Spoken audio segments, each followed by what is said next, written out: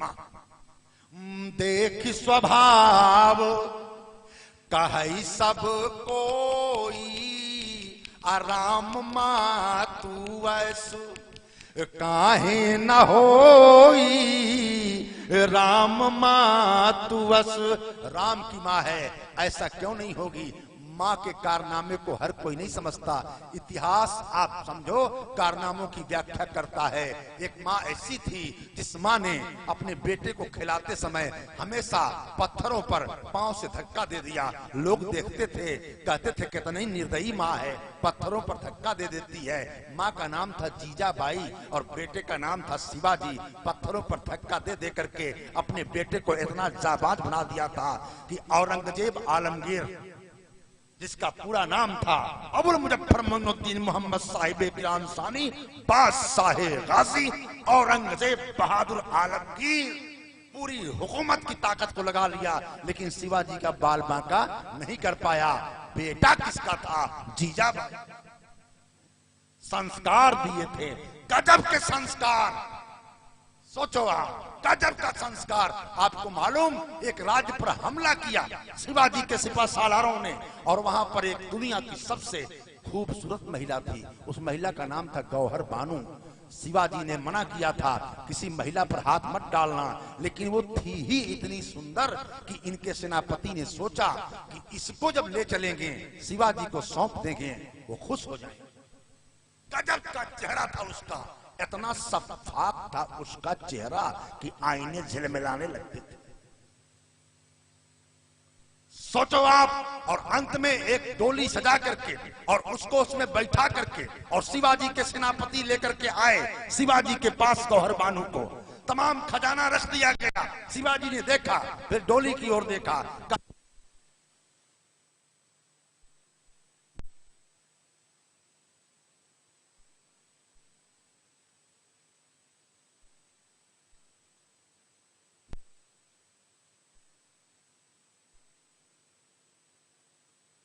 और बात बड़ी बारीक है, ध्यान पूर्वक सुनना। पूछा कि इस डोली के भीतर क्या है?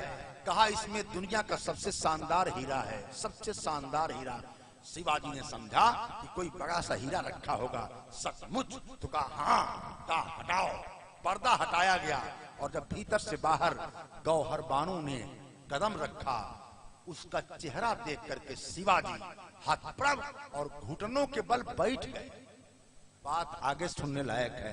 जब बैठ गए, एक टक देखने लगे उसको, और आवाज मुंह से निकल पड़ी कि वाह, गजब की सुंदर हैं आप। मेरी मां बिल्कुल आप ही की तरह थी। ये चेतना कहां से आती है, बारीकी के साथ देखना। मां जब बेहतरीन हो, बेटा शानदार होता है। देख स्वभाव कहई सब कोई, आराम मां तू ऐसो काहे न होई, राम मां तू बस। राम की मां है। एक निवेदन और कर दूं, आप बारीकी के साथ देखना। कई लोग कहते हैं कि सुनो, ये कहानी है, मैं अपनी सभा में सबका एहतराम करता हूं।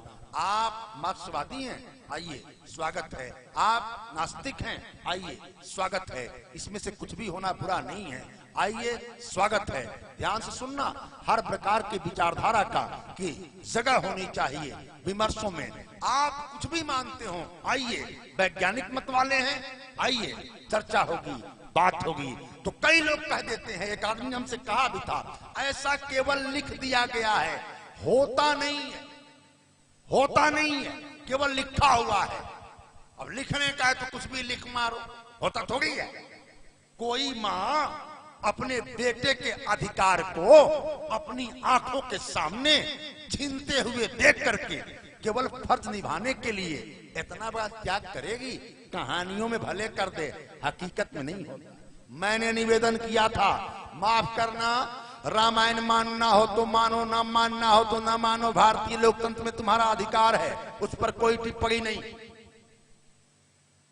महाभारत मानना हो तो मानो, ना मानना हो तो ना मानो, तुम्हारा अधिकार है, उस पर कोई टिप्पणी नहीं। लेकिन परमात्मा के लिए भारत की प्रज्ञा पर, भारत की चेतना पर उंगली मत उठाओ और ये मत कहो कि ऐसा नहीं हो सकता है। चलो 2 मिनट के लिए मान लेता हूं, किनारे कर दो रामचरितमानस को, किनारे कर दो रामायण को, किनारे कर दो राम कथा को, किनारे कर दो भागवत को, किनारे कर दो महाभारत को।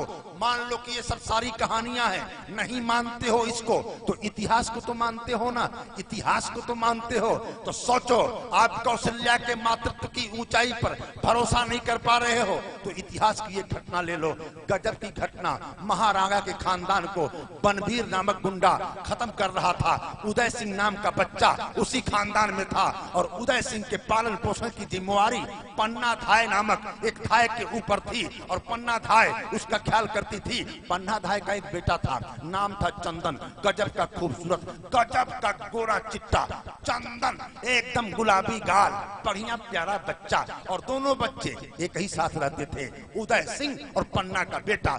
बनबीर ने पूरे खानदान को खत्म कर देने के बाद नंगी तलवार खून से तरबतर आंखें निकाल करके चिल्लाते हुए पूछा, उदय सिंह कहां है? हमारे रास्ते का सबसे बड़ा रोगा, उस सपोले को मार दूंगा, निष्कंटक हुकूमत करूंगा मेवाड़ पर। कहां है उदय सिंह?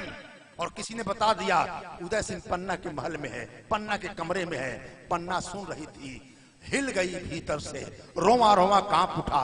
बनबीर आ रहा है, इधर ही आ रहा है। अचानक शैतान बनबीर आंखों के सामने प्रकट हो गया और चिल्लाया, पन्ना, उदय कहां है? दोनों बच्चे कमरे में लेटे हुए थे, चद्दर ओढ़े हुए थे और फिर चिल्लाया, बोल क्यों नहीं रही हो? उदय कहां है? हेलो मोटो,